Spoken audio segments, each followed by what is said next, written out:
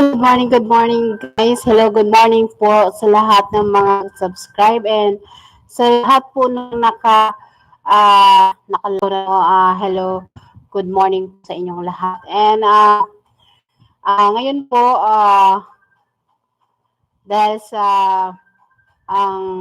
gusto kong i-topic sa inyo is paano po ako na-involve or bakit po ako ngayon sa empowered consumerism. So, gusto lang pong malaman sa inyo kung bakit nga ba ako nandito sa AIM or empowered consumerism. And, kaya lang medyo yung camera ko. Nahihilo ako sa camera kasi sobrang laki ng mukha ko. Yun, and maraming salamat dahil sa loob ng 1 year as full-time, marami po akong natutunan sa buhay. Marami akong natutunan na sabihin natin na hindi pala madali. And sa lahat ng makapanood dito or sa makapakinig ng sasabihin sa inyo, hindi po madali ang magiging successful. Traditional man yan, networking yan, o kahit anong bagay, hindi po madali ang maging successful. Hindi po madali ang magiging valedictorian sa high school kung hindi ka dumadaan sa pagiging valedictorian mo grade 1 hanggang elementary and hanggang sa high school. So, ang gusto ko po bago mag-start, gusto ko po magpakilala muna sa inyo. Ako si Loribet Bailon Gregorio, Tubong Davao. And bata lang po ako. Of course, marami po akong naranasan sa buhay. Kumain po ako ng, alam nyo yung, kumain ako minsan ng niyog lang, makaranas, gusto lang siyang banggitin ng sa ganun, bakit ako napunta dito. Ako malakas kung makahugot or saan ba ako kumuha ng lakas dahil doon sa naranasan ko before. Ang sabi nga nila is huwag magbanggit ng fast throw. Ay, di ba sabi nila, pwede mong yung fast mo, pero huwag kang doon. So, yun nga, naranasan ko before yung ganun. So, fast forward lang tayo. Ako sa sarili ko, bata pa lang ako, marami na akong naranasan na trabaho and alam kong magtrabaho by my own na wala po akong sinasalang iba. And nakapag-graduate po ako ng high school through my effort as scholar, as a working student, isa working student na nagtatrabaho, nagmamadali, pagpasok, pag-uwi, maraming paho, matutulog ako alauna ng madaling araw, gusto sa madaling araw, and matulog lang ako ng 2 oras, prepare naman almusal ng amo ko, and pasok ako ulit sa trabaho, at pasok ako ulit sa eskwelahan, and ganun ang rotation ng buhay ko. At thanks God, nakapag-tapos po ako ng high school sa ganung paraan. So after ko nung time na yun, na akong ticket papuntang Maynila. So 2000, April 11, 2000, andito na po ako sa Manila in that time. And then, akala ko ang Manila dati kaganda. Ang akala ko ang Manila is lahat ng gusto ko, makukuha ko. Kasi nakikita ko sa Manila, ang mga umuwi sa probinsya, okay sila. Iba pumuti. Of course, may na-change pa nila. So, ang akala ko okay. So, nung pagdating ko dito ko na doon ako umpisa parang nag-grow kasi wala yung family ko, wala akong masandalan by my own talaga. And then marami nangyari sa akin that moment, and then hanggang sa maraming, alam mo yung dating yung time na anuhan ko na talaga ang magtrabaho sa basurahan and maglabandera and sa pagbasura. Totoo lang, hanggang naniniwala ko na dun sa mga tao na kumakain daw ng galing sa basurahan, that is true. Totoo po yan. Dahil ako po naranasan ko yun, na kumain galing sa basurahan. And hindi ko po yun ikaila sa inyo, hindi ko po yun ay kinakahiya. Dahil po hindi po ako ngayon andito kung hindi ko po yun naranasan. So, naranasan ko po kumain sa basurahan, kain ng mga pagpag na sinasabi nila. And doon ko po nagiging strong ako dahil sa mga naranasan ko yun na sa loob ng 15 years from 2000 to 2015, wala akong pamilyang nakakonect sa akin. I do myself na walang nag-motivate sa akin, nangumusta sa akin, pamilya ni isa man lang sa kanila, kumusta sa akin, wala. So, dumating sa point na kailangan ko na magdesisyon. I would like to thank to my employer before here, dun sa Rodriguez Rizal dahil isa rin po siya na nakatulong sa akin to process my papers. Paano mag-start kasi nung naundoy kami, nawas out lahat ng bahay, pati lahat mga papers ko sa school, lahat, certificate, lahat was out. And doon talaga nag-start po ako from the beginning. Kaya lahat ng ginawa ko sa buhay ko, start from the very beginning talaga. And sa sinasabi natin, pag nag-apply ako nakaisip ako, when I was 32 years old, nakapag-decide ako na mag-abroad. And in that time, sabi ko, kailangan ko itong gawin. So, basta maraming nangyayari habang nagpa-process ako. And hindi ako, talagang pag once na alam ko, ramdam ko na andyan si God para sa akin, alam ko kayang-kaya kong gawin yung lahat ng bagay.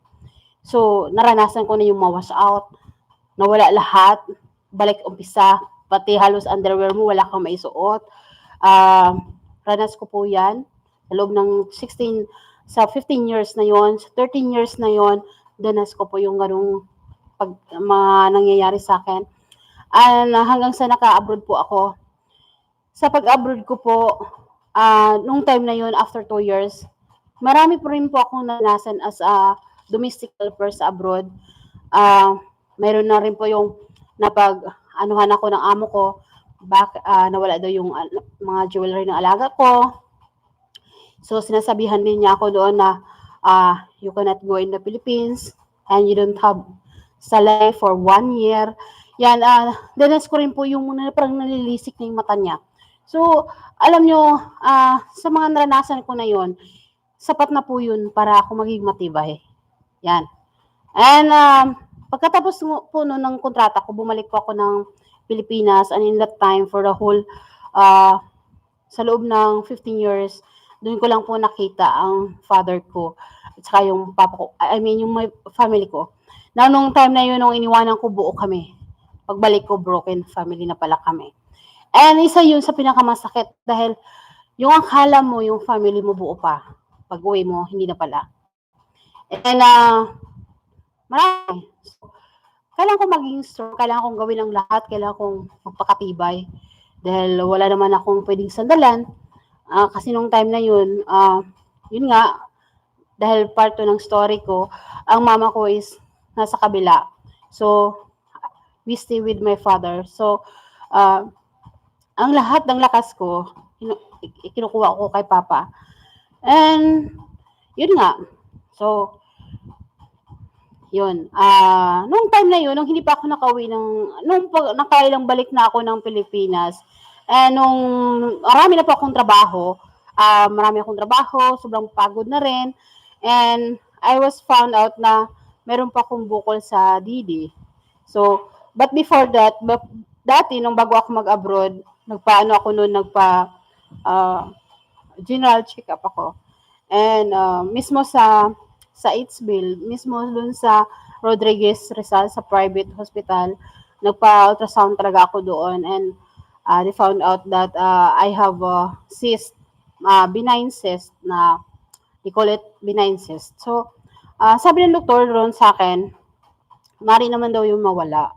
And hindi naman siya delikado, but pag nakaabot daw siya sa 7 cm ang size ng bukol mo, mari daw tong operahan. dahil maring sumabog or whatever na maring ikakus mo ng infection or infection. So, sa madaling salita, dahil sa dami kong trabaho, lalo na yung pumunta kami ng Malta ng amo ko, na kaming apat lang, ako, amo kong babae, at saka yung dalawang bata, bawal pala doon na may mag-assist sa'yo. Bawal pala doon na may uupahan kang tao para mag-carry ng mga luggage mo, ilagay sa conveyor. Yung conveyor dati doon sa Malta is nasa hanggang sa tiyan mo. Hanggang sa tiyan ko yung taas. So, kailangan mo talaga siyang buhatin yung bag and then ilagay mo sa conveyor. So, napaka ano talaga risky ng pag-angat mo tapos ilagay mo sa conveyor sa taas. So, walang tutulong sa'yo kasi bawal. So, naalala ko pa na tinulungan pa ako ng dalawa kong alaga. And then, yun, nagawa naman namin yun. Doon ko nakaramdam ng kirot. At sumakit talaga siya. And, nung pag-uwi namin ng Riyadh, so doon ko na, ano talaga na, yung bukol ko pala, lumaki na siya. Tapos, para siyang namumula. And, nahihirapan po ako kahit na isa yung 12 pieces na yung bottle ng Wilkins, ng mineral na doon sa abroad kasi dosi-dosi yun eh. Pagbuhat ko nun, masakit na yung nararamdaman ko. Nakaramdam ako ng sakit. Kaya, playa akong gumagamit ng trolley. Hindi ako nagbubuhat. And, pagkatapos nga nun mga parts, ang ginawa ko, may kasama ako sa bahay na nagsasabi sa akin na doon sa eskwelahan na maganda daw yung C24/7. Ang isa rin na nag-alok sa akin is yung kasama ko rin sa bahay kasi nakasubok daw siyang uminom ng C24/7. So, ang ginawa ko, dahil kaibigan ko po yung naging sponsor ko, so, sabi ko, di ba taga-M Global ka? Di ba taga-EC ka? So, ano ba yung C24/7? So, bilang gano'n na question, isang napakalaking lahat sila, natutuwa sila sa sinasabi nila. And sabi nila, ito, pinipresentahan nila ako, mga benefits ng products, ganito, ganito, ganito. So, binasa ko po yun, and na-amazed po ako kasi maganda naman talaga. So, I will try kasi lahat naman ng bagay, kailangan mong isubukan, di ba? So, sinubukan ko, alam ko March 1, 2017, nagpadala ako ng pera para bumili ng package. And sa buwan na yan, uuwi rin po ako ng Philippines for my tapos na po ako sa second contract. And then pagdating ko ng Pilipinas, nakipagkita talaga ako sa doon kay Mentor Arlene Balisilio para kunin yung products ko. And then nung nakuha ko yun siya, hindi po ako nag-atubili na uminom ng products. Dalawa sa maga, dalawa sa tanghali, and dalawa sa gabi. Dahil before ako bumili niyan, talagang pinapakinggan ko po yun sa YouTube, dito sa YouTube na what is the benefits of C24/7. And kahit po sa Google, talagang sinesearch ko po talaga yan. And pati na rin po yung mga testimonial. So, gusto kong siyang subukan. Kaya dinadalawa-dalawa ko na siya. Kasi per cure, yung gusto kong ma-prevent eh. Ayaw kong lumala pa. So, nagtiwala ako. Inuman ko yon basta 30 minutes before eating, yun ang inom ko. And then, mga hindi ko na namamalayan hanggang sa nakauwi ako ng abroad. Tapos bumili pa ako ng ilang package, pinapadala ko sa abroad. And sa totoo lang 3 months na ininom ko yung products, hindi ko na siya nararamdaman. Kahit pinipisil-pisil ko siya, wala na siya, hindi ko na siya nararamdaman. And isa pa sa pinakamaganda po ay nawala rin po yung allergy ko sa alikabok kasi minsan may sunstorm sa Riyadh, Saudi. So, hirap po ako makahinga. And because of the product, C24/7, napakaganda po talaga dahil nawala rin po yung parang hika ko, yung allergy ko. Kasi pag ako inuubo, it means na allergy na naman ako. So, nawala po yun. And alam mo yung time na wala kang naramdaman, nakapagtrabaho ko ng maayos, kahit po magbayad ako, nasabi ko dati, kahit magbayad ako ng 15,000 or my whole salary in 1 month, walang problema, makabili lang ako ng package para maging okay ako at kikita pa ako ng kikita for the following months, for the following years, hahaba pa yung buhay ko, wala akong pakialam sa gastos. And Pag anak ko ba is dati, kasi sa hospital, kailangan na ako sa ospital hanggang sa minsan naranasan ko pumunta ng ospital, ako lang at saka yung driver.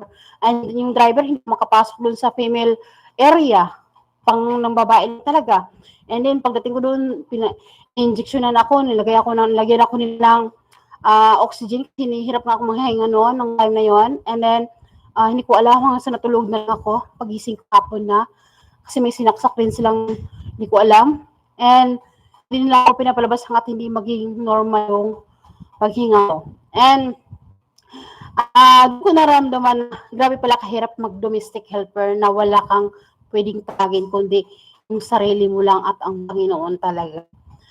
And pagkatapos noon, back to my story, nung gumaling ako, nung nawala yung allergies ko, nung wala na yung bukol ko, meron pa akong isang nararamdaman, yung hindi ako nagkaroon for 2 years. Hindi talaga ako nagkaroon. And sabi nga ng doktor din na pag once na may bukol ka, maaaring may bukol ka rin sa matres. And yun, doon na kinabahan kasi hindi pa po ako nakaranas ng mag-anak. Kaya sabi niya, front talaga yun, lalo pag nang-edad ka na ng 35 up. So, natakot din ako, isa rin yung kinatakutan ko. Pero hindi po ako tumigil sa kainom ng products, kasi 24/7. And yun, minsan sinabayan ko rin po dati ng Restore Life, nakainom din po ako ng 2 beses, 2 box. And pagkatapos no is, pinag-aralan ko siya. Kasi ang sabi ko dati, pag once ako gumaling ito, pag ako naging okay, pag-aralan ko yung business. So since na marami ng success story na OFW, naging successful dito sa powered consumerism, bakit hindi ko siya itry? So, in that time, na-try ko naman yung marketing plan. Nag-aralan ko yung marketing plan. Nag-training po ako through online. Kagaya po dun sa mga leaders ko na pinag-training ko po. Bakit po kayo pinag-training is dahil sa yan din po ang ginawa ko dati. So, bakit pinagawa yon na mag-training? Para malaman ko yung business. Dahil lahat ng nag-uumpisa, except doon sa mga nag-aaral, kasamang networking, ay wala talagang alam sa business. So, nag-training ako, and kahit na nag-training ako through online, ang ginawa ko, nanonood ako ng marketing plan presentation sa YouTube po yon. And paano ka magkaroon ng leaders, and paano ka mag-grow dito sa business, and paano ka yung hindi ka matitibag lahat ng mga discouragement dito sa business na to. And kasi dito, pag sinabi mo ng networking, kasama mo na si rejection at saka si discouragement. So, lagi mo talaga siyang makasama or ma-meet mo talaga siya.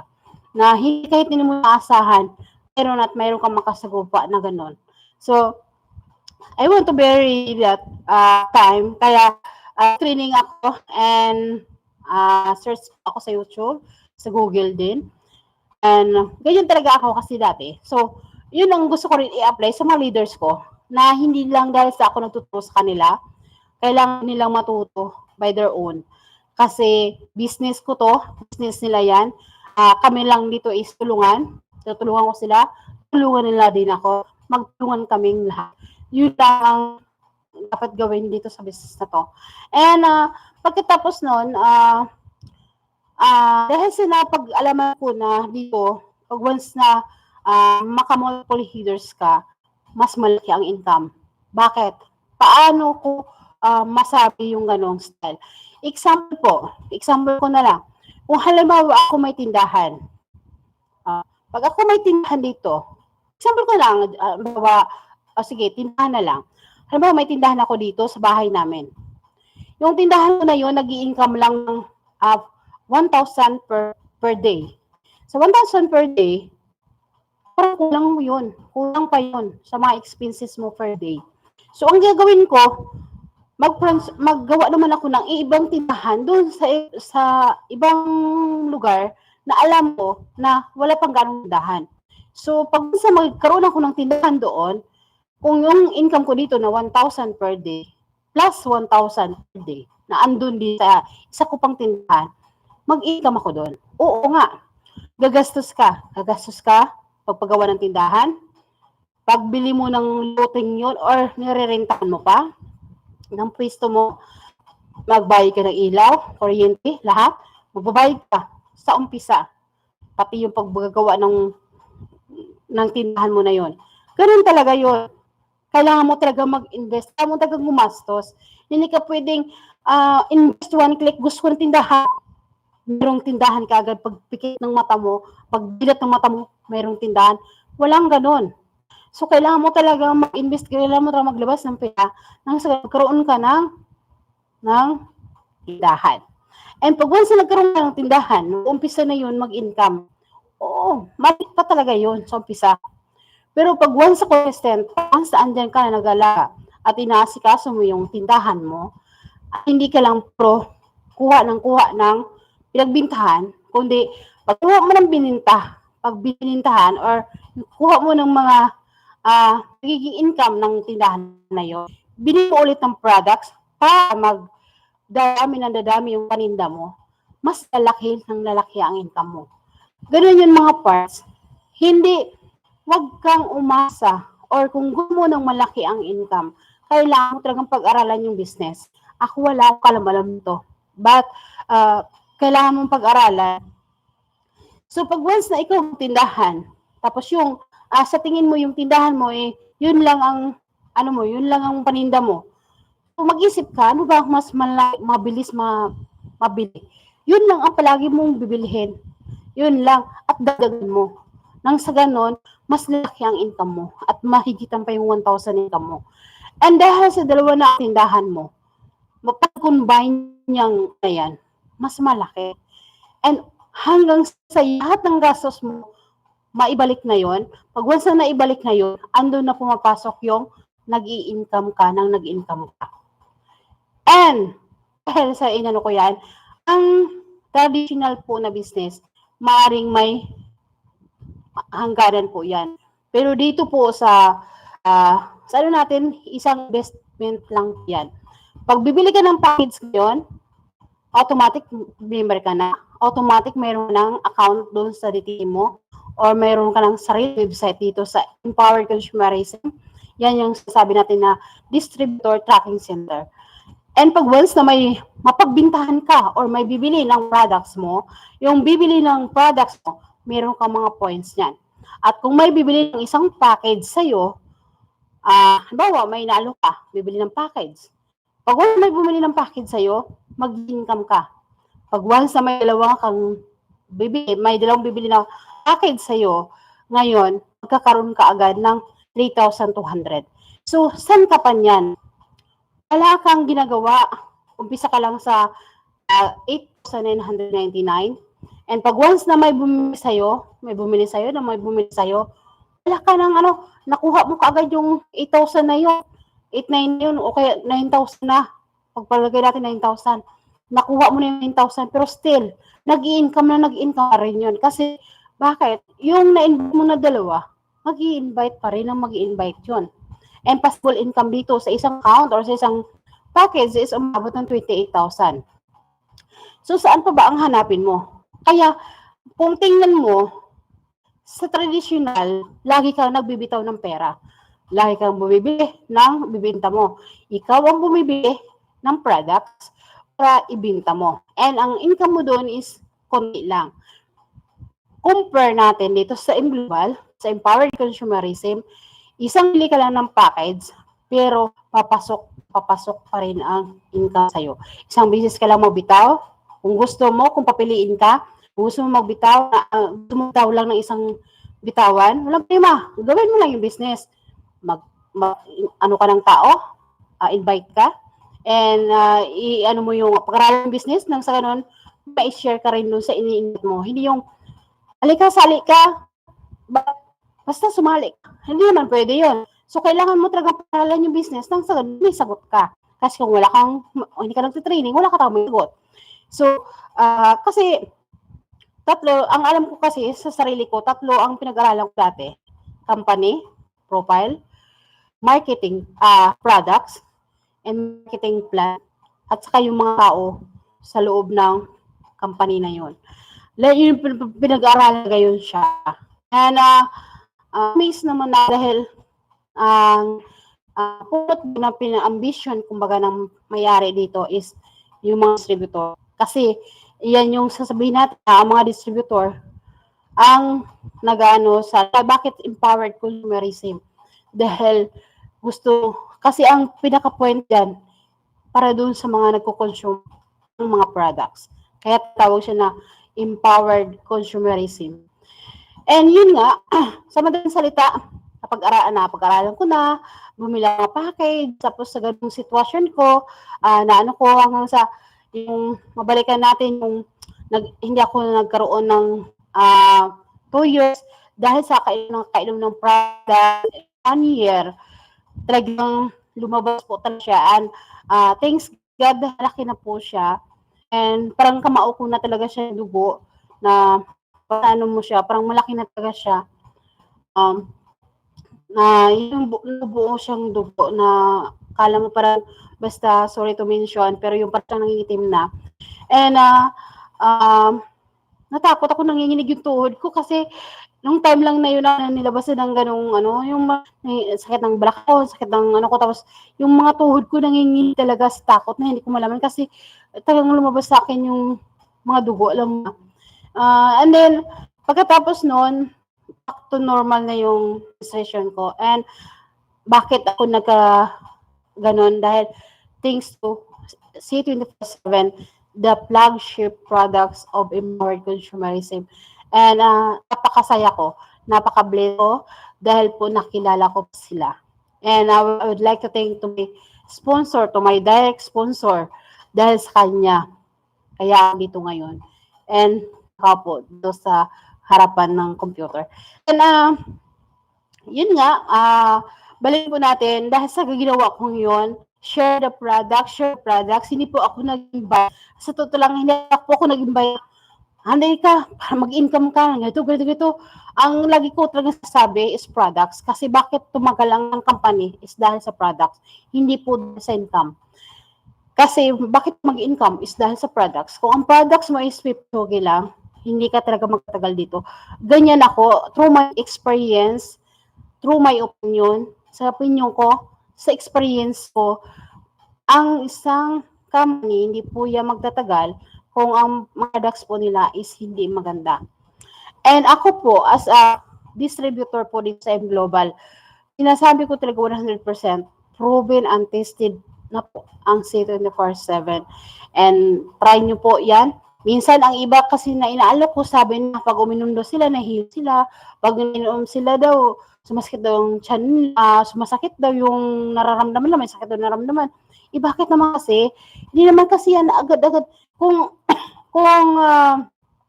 Kung dito sa products natin, pag once na ka may nararamdaman ka, means gumagana siya. Ibig sabihin, nag-function siya. Kasi kung wala kang nararamdaman, ibig sabihin wala lang.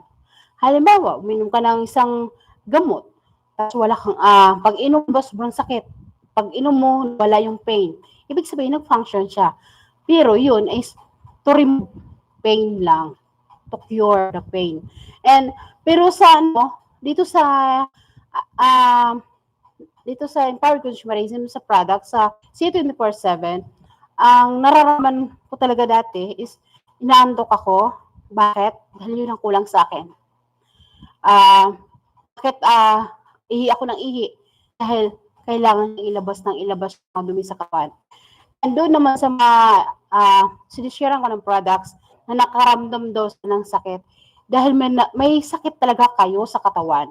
Merong dapat ayusin dyan sa katawan nyo na hindi nyo allow si C24/7 na ayusin yan at hinto nyo dahil kamo nasasaktan kayo. Ang tanong ko sa inyo, yun ba, gumaling na ba kayo? Gumaling na ba kayo sa pag-stay sa hospital? Naman sa inano yung hospital, no? Pero kasi through my experience, kaya ko nasabi. And yun nga, ano kong kaibigan na ganyan. So, hanggang ngayon, still, ganun pa rin siya. And, yun lang ang inano ko sa mga tao na, bakit ito sinusubukan? And one of my partner here, Melanie Del Pente, yung ano niya, yung niya, sinubukan talaga yung products. And thanks God, dahil kagaya ko, ganun din siya sumagot. And pinagmamalaki rin niya na yung C24/7 ng AIM Global or Powered Consumerism, napakagaling. And kung gusto nyo po na malaman tungkol sa kanya, pwede po kung pumunta sa timeline ko, Facebook, and ano po siya, nakaputing or friend ko po siya po si Ate Lina Macad or Ate Pars Lina Macad. And pwede nyo po siyang i-search para malaman nyo po kung totoo ba ito yung sinasabi ko. And nagpasalamat ako dahil one of my leaders, one of my under my team, isa na nakapagsasabi ng ganyan. So, meron akong kasama na magsabi na napakaganda ng products. And sa paggawa ko ng business, bago ako umuwi nung last year, 2019, so isang taon na po ako dito sa AIM Global as full-timer. So meron po akong income noon, 26,000. So, dahil isa tayo sa nagbabayad ng tax and legal, as in 100% legal, ang Empowered Consumerism. Nabawasan po yun dahil may tax tayo. So, nag-accumulate lang po ako ng 69,000 cash. So, pinachiki ko po yun, ini-encash ko po sa video. And, nahawakan ko yun siya, 69,000 mahigit. And, thanks God, hindi po ako kinig sa mga nagsasabi sa akin na hindi daw totoo yung chike. Hindi daw po yung totoo yung encash na yan. Hindi daw po yung totoo yung office na yan. Puro lang daw yan pakulo. Puro lang daw yan front. Buta lang, hindi po ako nakikinig. And, pangalawa, buti na lang, dahil nakikinig ako sa sarili ko. Hindi ako nakinig sa kanila. And sa pagsabi ko ng multiple headers or isa ako sa 18 headers club sa AIM Global, doon sa nagsabi akin dito na wag ako mag-multiple headers kasi ako ang malulugi. Nasa abroad pa lang po ako, balik ROI na po ako. Sa nagastos ko na almost 200,000 dito sa pag-purchase ng global package or mega package, nabalik ROI na po yun. Bakit? Dahil tinatrabaho ko. Kasi kung hindi mo talaga patrabahuin yung isang business, wala ka talagang income. Sige, mag-itinda ka, pag nagtahan ka, sige, kung isang lagayan mo lang, ganang mga sardinas, bili ka ng mga incans, 20-20 piraso lang. Sa tingin mo ba, pag nabinta ng 20-20 piraso na yon, income ka na, mag-i-income. Diba? Mag-isip ka, isip mo, kumpara mo sa traditional, kumpara mo sa kinagawian mo. Ipagkumpara mo si Empowered Consumerism, yung products, nakuha ko na yung income ko na 69,000. Pagdating ko dito, may nag-join sa akin, 2. Pag-in ko doon, tagay doon, dahil isa ako multiple headers, may pasok agad na 10,000 mahigit, 11,000 nata yung dati. So, hanggang ngayon, nag-income din po ako. Minsan, sinasabi natin na, halimbawa, gusto ko lang itong linawin din na sabihin nila na apply lang doon i-income. Sa totoo po, isa sa leaders ko, kapatid ko po, isa siya sa full-timer ko dito, si partner Darwin Gregorio po, isa po siya sa leaders ko. And, isa sa leaders na nagdagdag ng 3 account, and meron din po ng direct na 2. Gusto ko lang pong linawin sa inyong mga parts, or sa mga nanonood na kahit po nagdag sila ng account or may nag-join na 2 directs or ibig sabihin sa directs, 2 na-invite, wala po pumasok sa akin kahit isa. Bakit? Dahil strong ko po sila. So, dahil strong po sila, wala akong income doon. Huwag mong sabihin na magdagdag ka ng account, i-income ako. Ang mag-income yan ikaw, hindi ako. Ang nag-income noon, si Pars Darwin. Tapos yung nagdagdag ng 3 account, siya ang income, hindi si Pars Darwin. Ganun lang yun. Nakadepende to sa akin. Pag tinatrabaho ko to, still, continue, tuloy-tuloy, mag-income. Paasa ka lang sa leaders mo, hindi ka tayo mag-income. Sa totoo lang, dito ko talaga na, pantay-pantay kayo. Wala si upline, wala si downline. Kasi kung hindi mo trabaho yung ng to, saka mag-income. At huwag sabihin lagi na upline na nag-income. Kung bakit? Dahil ayaw lang kasing gawin ng business. Isa lang sa pinabi ko, bakit lang mong kalagay sa utak mo na ayaw si upline ng nag-income? Dahil ayaw mo siyang gawin ang business ng seryoso. Dahil hindi mo pa natatapatan, hindi mo pa nagawa yung parang upline mo doon sa ginagawa mo. Kaya kung halimbawa ikaw maging top earner dito, be thankful. Dahil kapag na rin yung magkaiba nga lang, pero halos isa.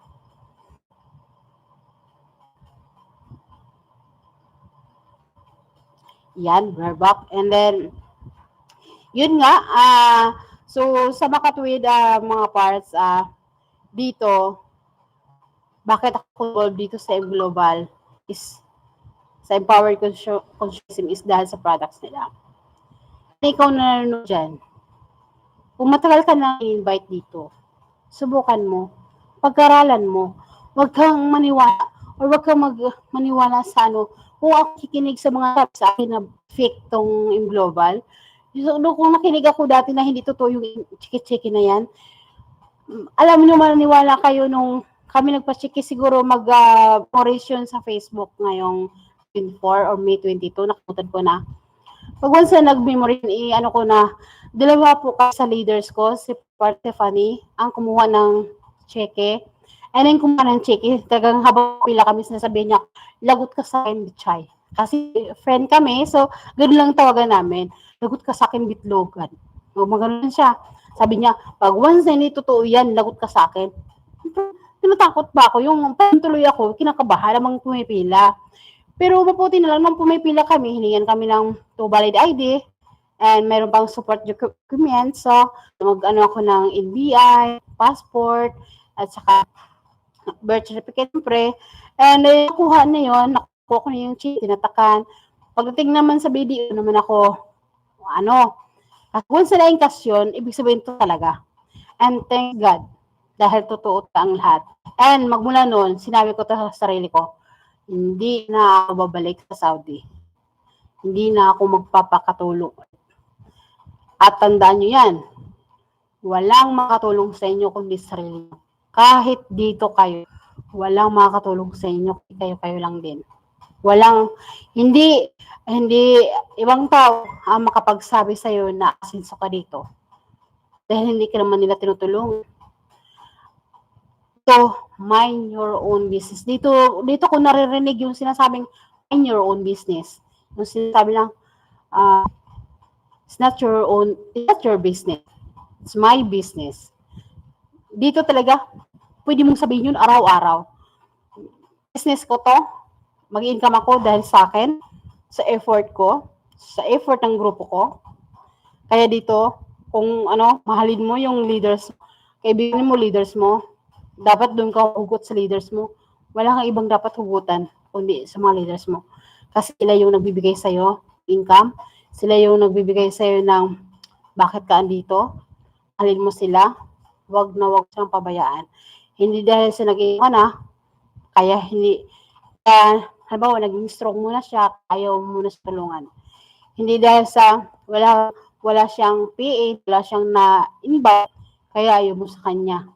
Kaya hindi mo siya binibigyan ng attention. Or binibigyan mo man siya ng attention, pero yung time na parang mo siya. So, okay lang naman ma-pressure, pero wag naman sobra. Kasi, pag nasobrahan, doon sila naliliit sa sarili nila at baback out. Yun talaga. Kaya kailangan halin mo sarili mo. Kailangan i-treat sila na parang sarili mo rin. Lagi mong ihambing. Marami talaga akong natutunan dito sa Empowered Consumerism. And thank you talaga dahil marami akong naranasan, marami akong natutunan. And yun po mga parts, kasi nakaabot na po ako 40 minutes. And maraming salamat po. At yun nga, itutuloy ko na to lahat ng ano ko dito, transaction, gusto kong malaman yan everyday.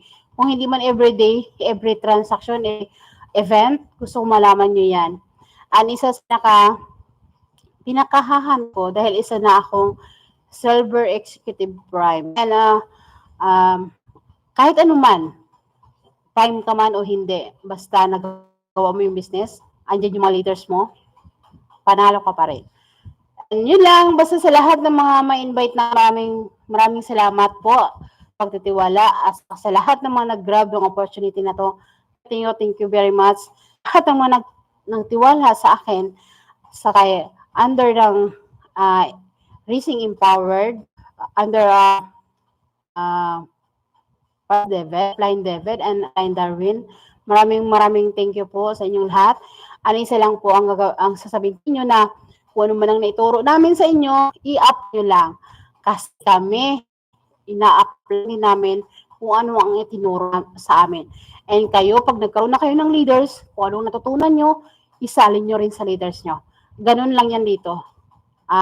Salinsan lang kumbaga.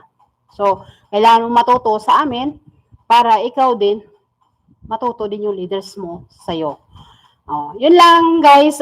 Thank you Lord God sa napakagandang araw na to.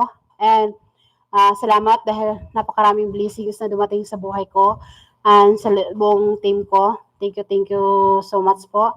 And alam ko